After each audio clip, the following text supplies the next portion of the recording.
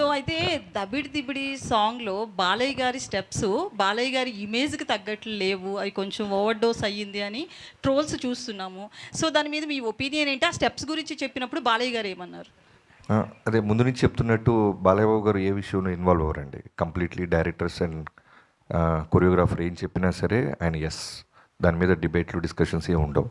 మేము కూడా సర్ప్రైజ్ అయింది ఏంటంటే, ఇప్పుడు ఒక చాలా బ్యూటిఫుల్ సాంగ్ 'చిన్ని చిన్ని' అని ఒక పాప మీద అనంత్ శ్రీరామ్ గారు చాలా బ్యూటిఫుల్ సోల్ఫుల్ లిరిక్స్ రాశారు.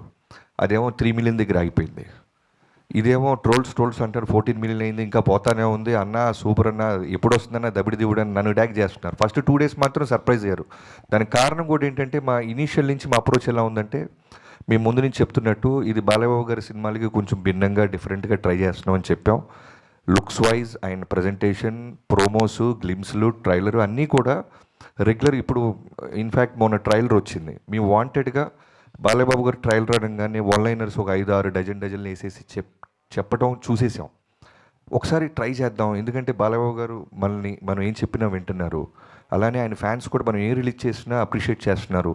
వై కాంట్ వి ట్రై అని డైలాగులు లేకుండా మిగతా ఉన్న పక్కన సపోర్టింగ్ వాళ్ళ ద్వారా ఎలివేషన్ ఇచ్చుకుంటూ 2 డైలాగులు ఉంటాయి. ఒకటి నానాజీ, 2 మైకిల్ జాక్సన్. సో దాని రెస్పాన్స్ చూసిన తర్వాత మాకు విపరీతమైన కాన్ఫిడెన్స్ వచ్చింది.